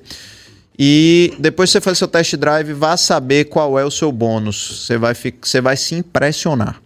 É isso. Muito bom, a gente está aqui incrivelmente, um dos episódios mais rápidos, isso é porque a gente está completamente imerso no bate-papo. Você reparou que às vezes eu fico calado uma boa parte do tempo, que eu fico viajando mesmo? Isso é um bom sinal, cara. Eu sei que é. Porque realmente, assim, essa temática, nessas temáticas adjacentes aqui que o professor Nascimento está trazendo pra gente, são realmente, assim, aquilo que nos dá vontade de continuar fazendo o BahiaCast. Né? Porque afinal de contas, a pessoa se descobre que tem um domo e é um negócio absurdamente... Alguém já falou... Você conhece alguém, Sérgio, que acredita nisso? Conheço. Conhece mesmo? Conheço. Conheço algumas pessoas. Algumas? Algumas pessoas. E elas tentam te convencer de que existe o domo? O que eu achei mais legal de tudo foi aquela coisa que a gente tá falando assim, ninguém no mundo descobriu, só o cara em Feira de Santana descobriu. Meu, francamente...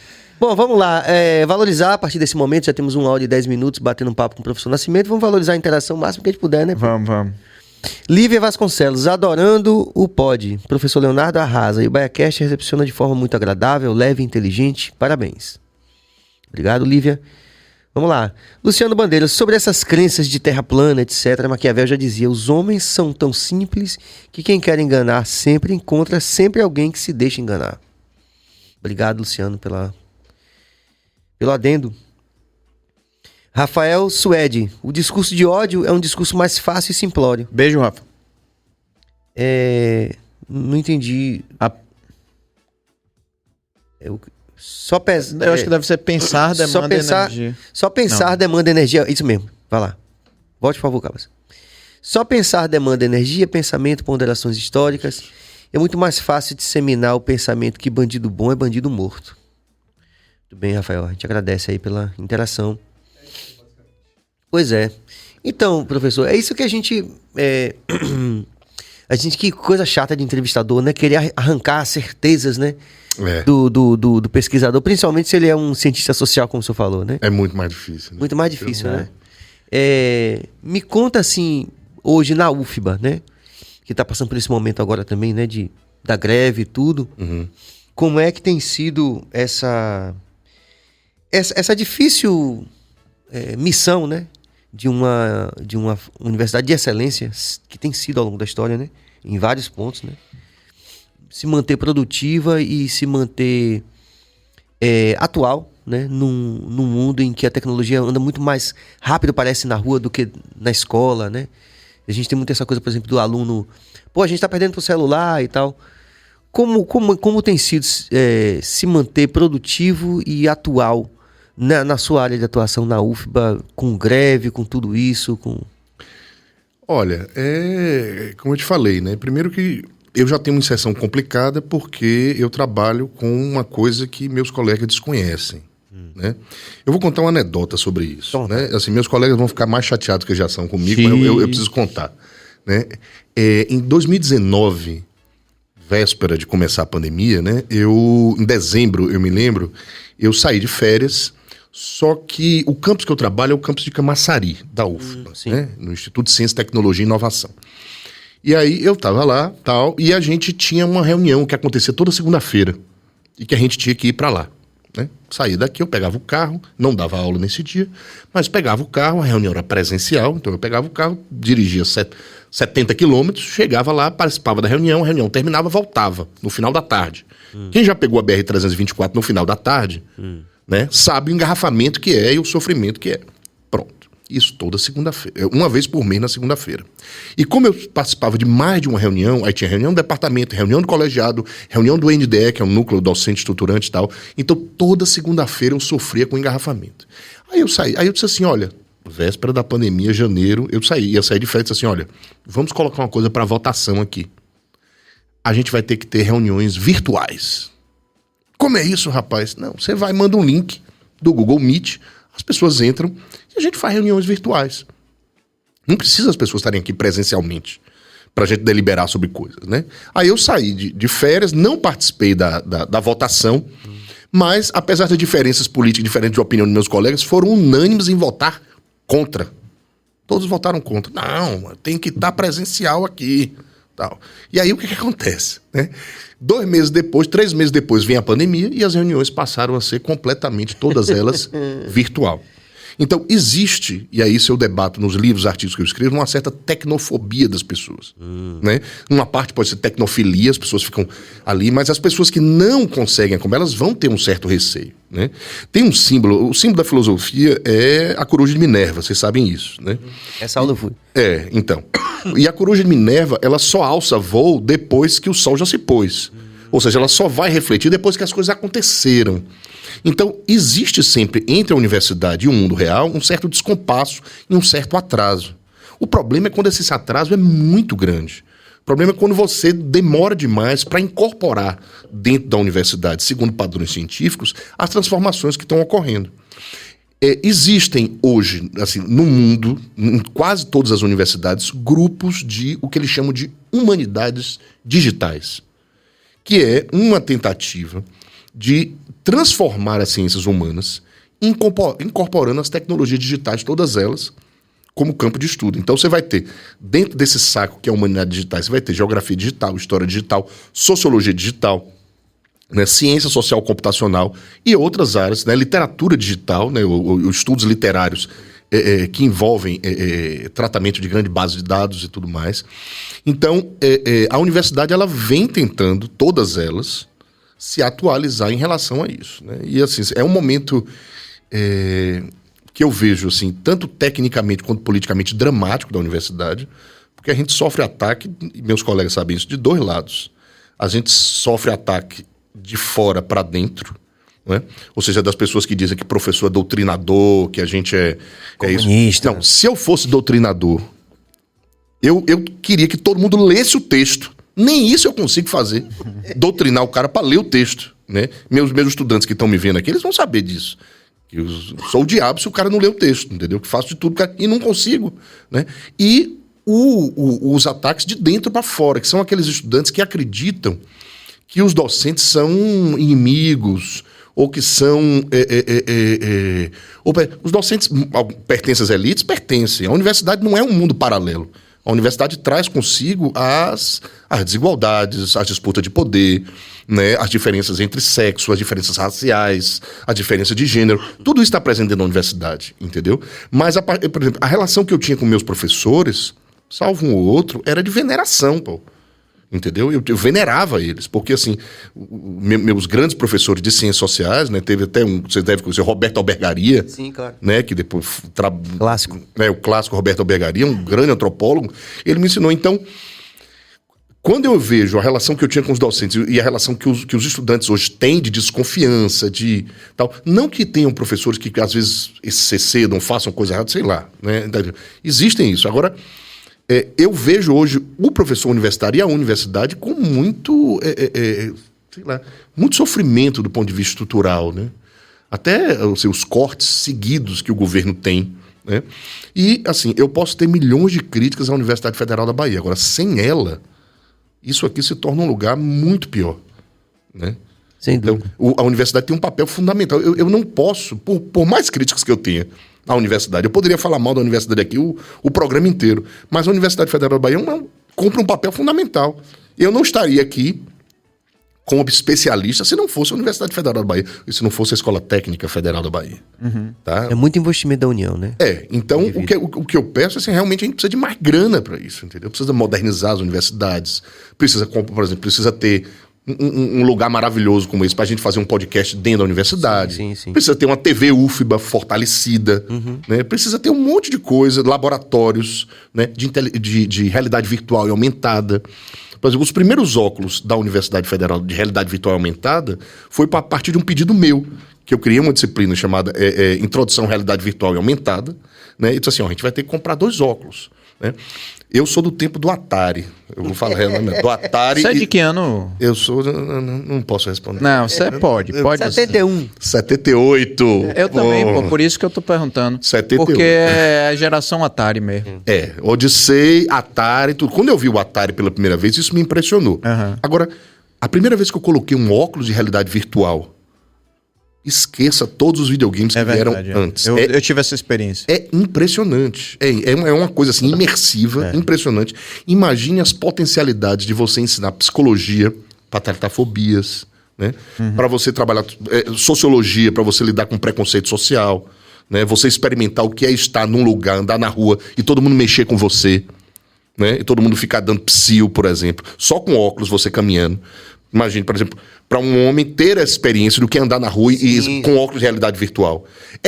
Esse conjunto, ou a galera de engenharia conseguir imaginar o que é o pessoal de arquitetura. Ou seja, esse tipo de tecnologia a gente precisa que esteja presente e acessível aos estudantes, mas isso precisa de recurso.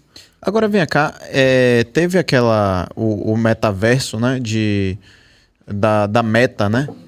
E um amigo meu que sempre está totalmente atualizado de tecnologia, ele comprou o óculos. Foi aí que eu tive a experiência, né? E é um negócio impressionante. Você anda pelas salas e tem um monte de gente palestrando, gente do mundo inteiro com um avatar. Então você chega, senta num lugar e ouve a pessoa falando. Mas assim, a maior parte dos discursos eram bobos, né? Porque qualquer pessoa pode chegar lá e falar em várias línguas diferentes. Mas não decolou, né? Você como um amante da tecnologia, né? por que esse negócio não aconteceu? E aí parece que foi engavetado de novo essa realidade paralela, né, do metaverso, e a gente não avançou nisso. O que é que deu errado? Qual foi o chabu? Tá, vou chutar, porque eu não sou especialista nisso. Né? Você vê que o tempo todo... Isso é fala de professor universitário. O tempo todo você não pode falar daquilo que você não é especialista. Então vou reformular. O que você acha que aconteceu? Pronto, o que é que eu acho? Olha, primeiro que essa tecnologia é cara, né? Você ter acesso a esses óculos para conseguir fazer isso é muito caro. Né? Eu me lembro, aí eu também vou voltar ao passado, não sei se você se lembra do Second Life. É isso, que foi o primeiro momento em que isso ensaiou acontecer essa realidade virtual. E era na tela, né? Você criava o avatar, era na tela. Por exemplo, eu tive aula de francês numa ilha do Second Life chamada Ilha da Educação. Era impressionante.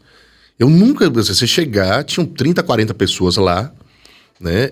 Naquela época eu tinha uma placa de vídeo boa, tal, eu conseguia renderizar, demorava por causa da internet, mas renderizava a imagem, e eu assistia aula de francês nessa Ilha da Educação. E discutia com pessoas, e debatia coisas e tal.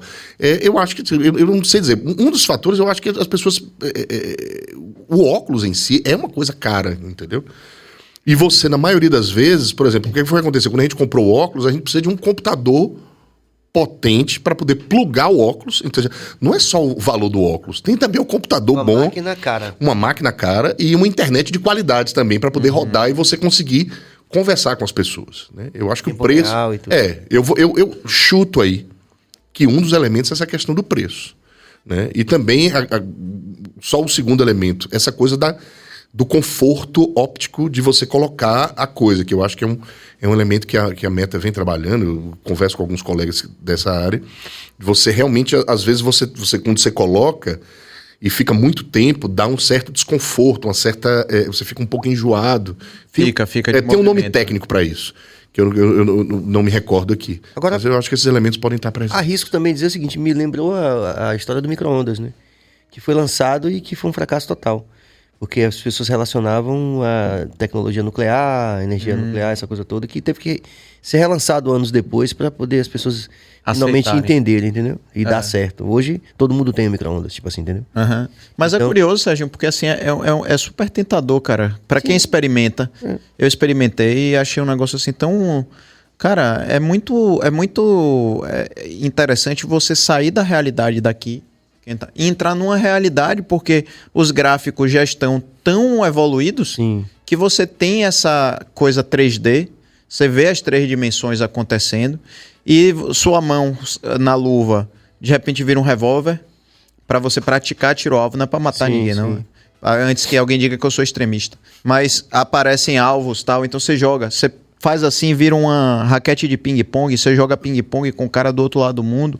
Então é um mundo mágico. E que eu falei, rapaz, agora esse negócio vai pegar. Daí deu chave. Agora, eu queria recuperar rapidamente, professor, uma coisa que o senhor falou, que passou, que eu queria... Sobre a relação dos alunos com o professor hoje, diferente do que foi a sua experiência enquanto estudante. E aí eu vou chamar aqui a referência do Jordan Peterson, que é psicólogo também, mas é um psicólogo, inclusive, muito associado ao pensamento de direita hoje. E teve problemas com o governo do Canadá, ele teve que desafirmar algumas coisas que ele tinha colocado, mas ele é basicamente um estatístico, né? Ele tem também um approach parecido com o seu nesse sentido, que é, apesar dele ser das humanas, mas ele pensa muito, de forma muito cartesiana para um psicólogo comum, entre aspas, né? E o Jordan tem sido um dos principais críticos desse wokismo que está acontecendo no mundo, né? Que é, paradoxalmente, a todo o conhecimento, esse destravamento do conhecimento e tecnologia que nós estamos tendo acesso hoje, mas existe também uma postura de... Aí eu vou voltar para Domênico, né, naquela coisa do descentramento, né, dessa coisa da disrupção da autoridade, do centro, né? Então, como se o centro e a autoridade de um professor, ou a posição de liderança de um professor na sala de aula fosse algo que tivesse que ser desmantelado junto com essa noção mais geral do wokismo, que é de você, por exemplo, já que você não concorda com o que está acontecendo no mundo, você vai e você joga tinta nas pedras de Stonehenge, por exemplo. Você não acha que também é algo que a gente, a despeito de toda a tecnologia, do ponto de vista social, é algo que a gente vai ter que reaprender a fazer para poder a gente continuar tendo uma possibilidade de coexistência pacífica em sala de aula, por exemplo, na universidade? Pô, a pergunta é difícil, pô. Eu vim aqui pra falar de coisas mais simplórias, mas aí vocês me dão cada pergunta difícil danada. Então vamos lá. Ô, Glória! Olha, o que acontece? Não, você só faz isso porque sou eu professor. Não, peraí que é professor, peraí que a gente vai jogar uma pergunta difícil pra ele. Ó, o que acontece? Inevitavelmente eu vou falar de mim, né? Assim, fica à vontade. Meus professores que talvez estejam assistindo ou venham assistir esse programa aqui, eles sabem que eu sempre fui um estudante insubordinado. Né? Que a gente dizia no passado, era uma expressão do passado. Né? Fulano é insubordinado. Eu era um estudante insubordinado. Alunos de hoje, vocês estão ouvindo.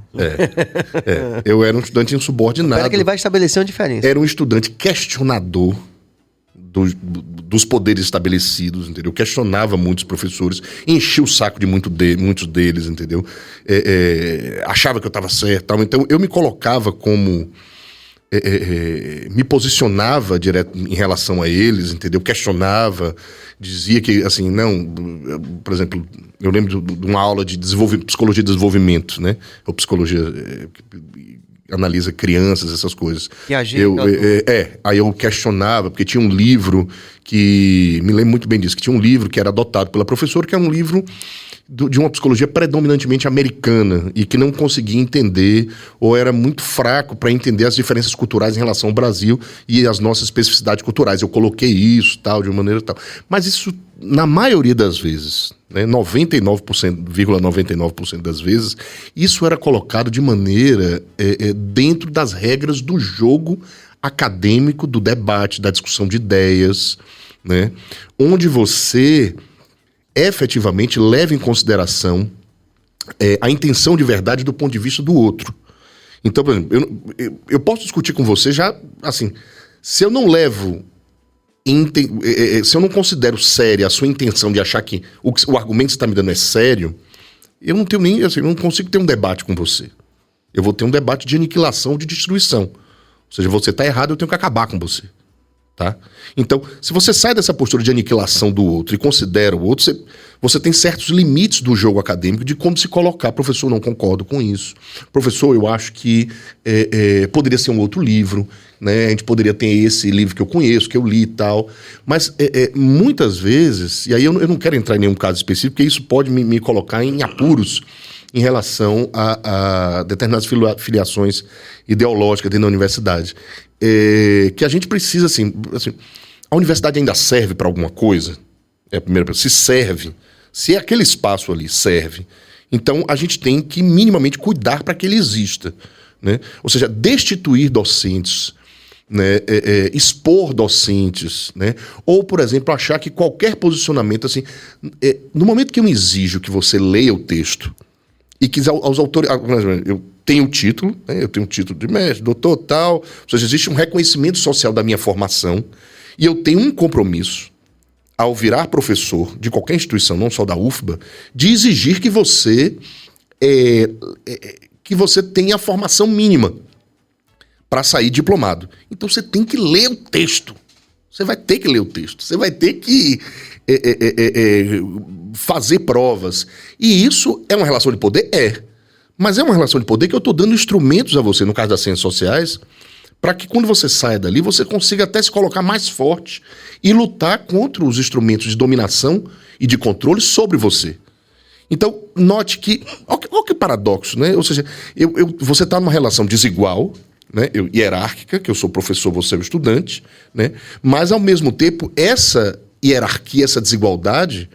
vai gerar efeitos em você, ou deve gerar, e eu estou falando de um ponto de vista de uma pedagogia libertária, vai fazer com que você se coloque em relação a isso.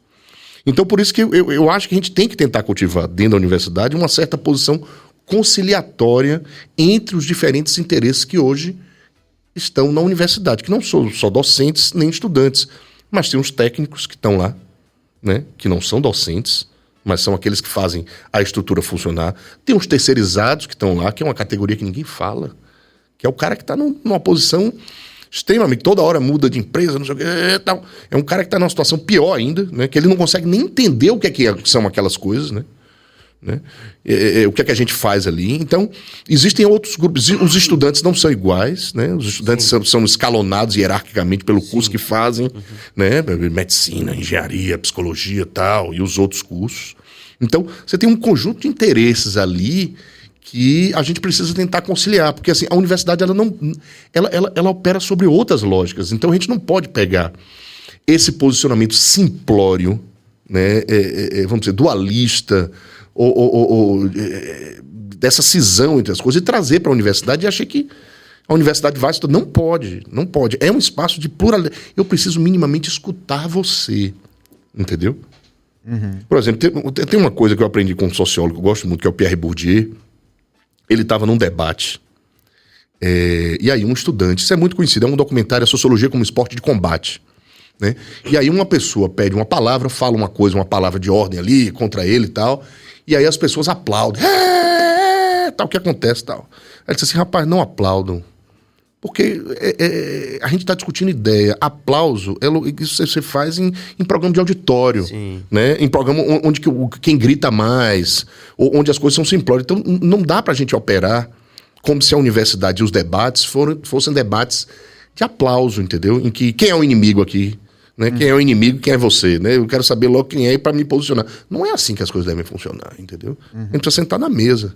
Precisa trazer o pessoal da UFPA pro BaiaCast aqui, sentar. Levar vocês para reunião de departamento. Opa, Glória. Boa. Agora eu te contei, né, que eu tenho alguns amigos professores da UFBA em várias áreas. E, assim, já tive a oportunidade de estar com eles juntos em uma mesa e vê-los falando sobre esse, né, sagrado ofício de ensinar. Sim. Mas também água, Sérgio.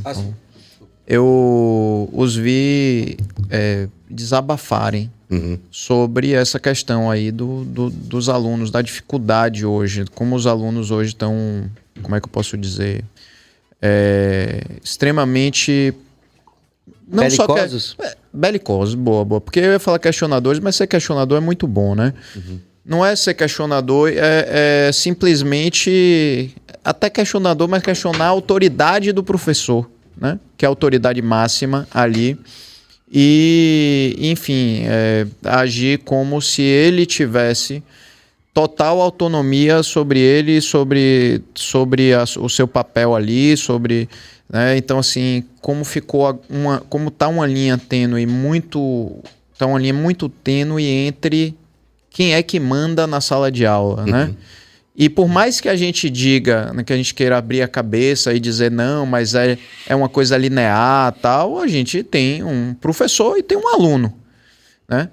Um sabe mais, sim, tecnicamente, e outro tá ali para aprender. Como é que você lida hoje com isso nas turmas? Rapaz, isso é uma dificuldade grande, porque, assim, eu acho que tem um pouco a ver com o que eu falei anteriormente, né?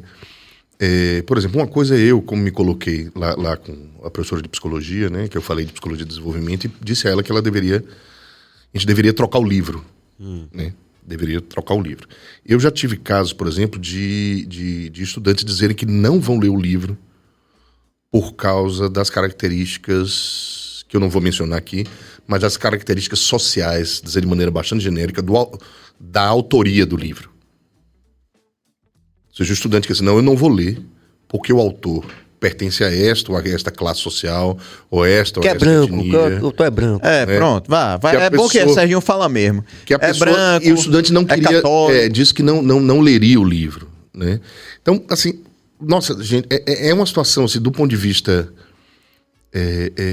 do docente, assim, até assim, eu tentei agir como psicólogo, entendeu? Gente, como que eu abordo uma situação dessa em que um estudante... Eu tematizo isso? Vai funcionar eu tematizar isso? Vamos debater isso? Certo? Será que o estudante quer debater isso? Né? Ele permite que esse debate ocorra? Em que medida, no momento que eu debater isso, ele vai trazer outros agentes fora da sala de aula, né? Os coligados, o partido ou o coletivo ao que ele pertence e vai se colocar na sala de aula? Porque aí é o seguinte, a partir do momento que você precisa ter muito cuidado ao lidar com isso, porque na maioria das vezes isso pode ganhar dimensões complicadas, né? Sobretudo hoje com as redes sociais, onde as pessoas filmam, onde as pessoas fazem palavra de ordem e tudo mais. O que é que eu acho? A universidade tem um duplo fator aí. De um lado, eu vou tender a concordar com você, entendeu? Assim, a gente está ali para formar pessoas. O estudante que chega ali, no meu caso, para aprender tecnologias digitais ou sociologia, ele não tem a formação para isso. E ele está ali ele vai ter o diploma porque ele vai ter um emprego também, né? Também, porque supostamente ele vai conseguir o diploma e vai ter um emprego. Então, não tem como você Note, isso não é aceitar cegamente a autoridade, nem a dominação, o controle, a tirania de nenhum docente. Meus colegas vão me matar, mas tudo bem. Mas não é aceitar a tirania dos docentes. Mas é porque você está qualificando como tirania, né? Eu diria autoridade. Autoridade. Então, desse lado de tirania, eu acho que o cara tem que se colocar.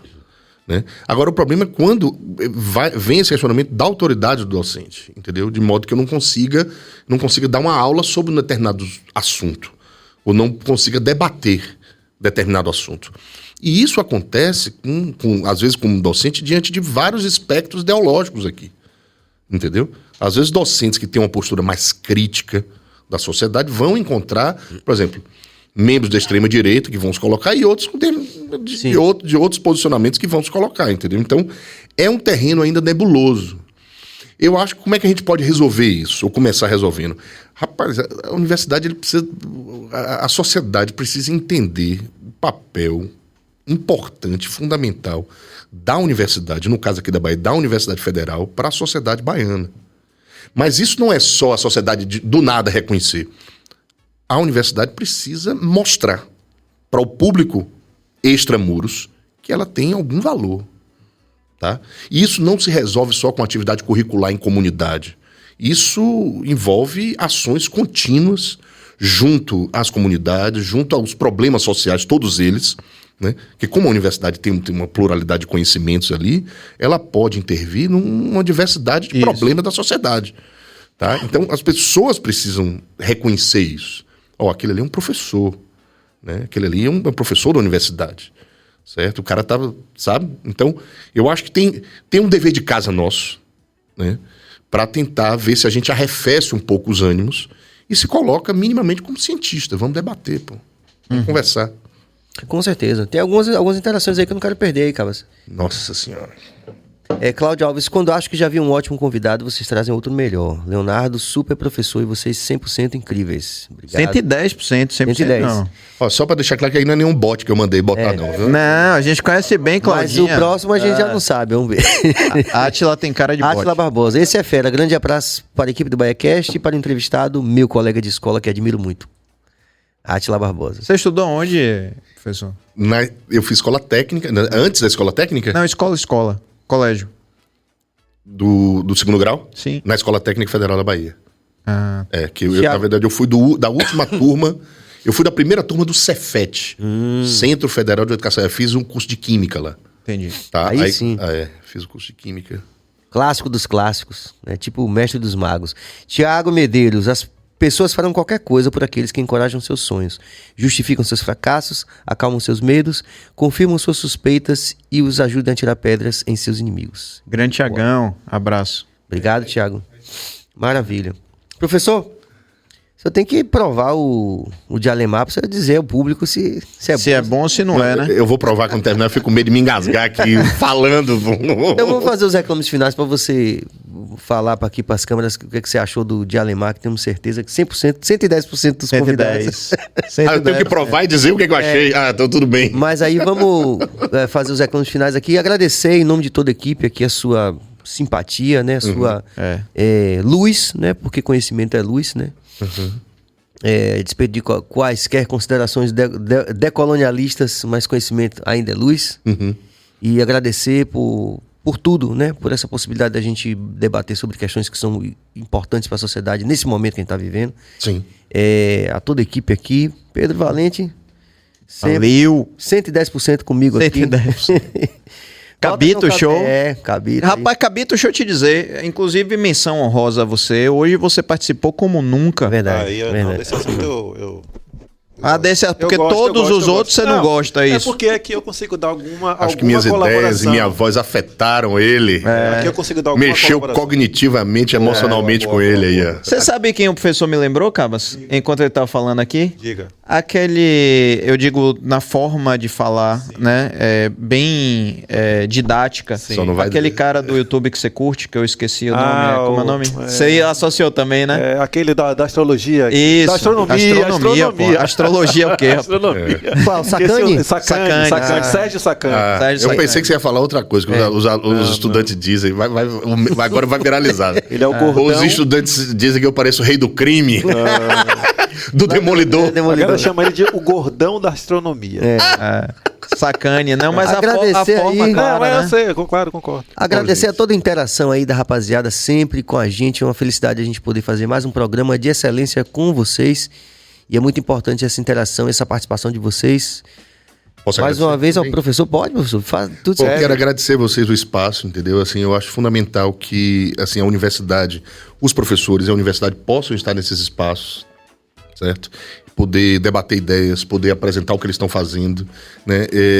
Eu já morei em alguns, fiz o pós-doc na França e me impressionava assim, muitos programas de televisão chamavam psicólogos, sociólogos, gente da área de humanidades, especialistas para falar, porque isso faz com que o grande público veja, né, aproxima a gente, porque a gente chega até eles, né, e provavelmente se fosse um outro espaço, com uma outra proposta, eu não conseguiria falar, certo? E aqui vocês estão de parabéns, fui recepcionado maravilhosamente, ainda vou comer empadinha daqui a pouco. Glória!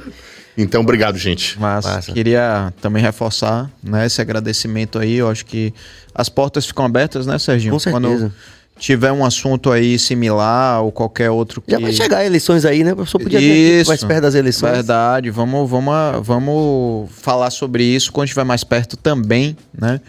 E queria também lembrar você que chegou aí, seja pelo professor, seja pelo algoritmo, e você ainda não é inscrito no BahiaCast, inscreva-se agora, viu, professor? A gente sempre fala aqui que a gente precisa, bicho, apoiar os nossos, né?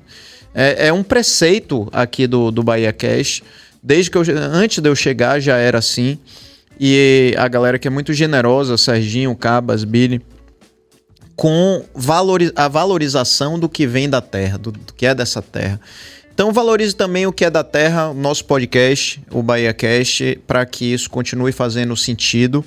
Se inscreva, dê seu like, manda não é no Telegram grupo de extrema nenhum, viu? Pelo amor de Deus. Mas compartilha a gente nos grupos de WhatsApp, né? Como uma coisa leve, que não tá ligado a nenhum tipo de extremismo. Aqui a gente tá para ouvir, para crescer junto, né? Para falar também. Então faça isso, que vai ser muito importante pra gente. Lembrando, como o Serginho falou no início, a gente é uma iniciativa 100% independente, não estamos ligados a nenhum grande grupo de comunicação e a nenhum grupo político, o que nos mantém 100% independentes. Valeu, galera. Obrigado. Muito obrigado. Então a gente retorna na segunda-feira às 19 horas. É isso mesmo, Cabas? Não. Ou 18? 17. Segunda às 17 horas. Segunda, excepcionalmente, às 17 horas. E é isso aí. Paz e luz e até a próxima. Beijo.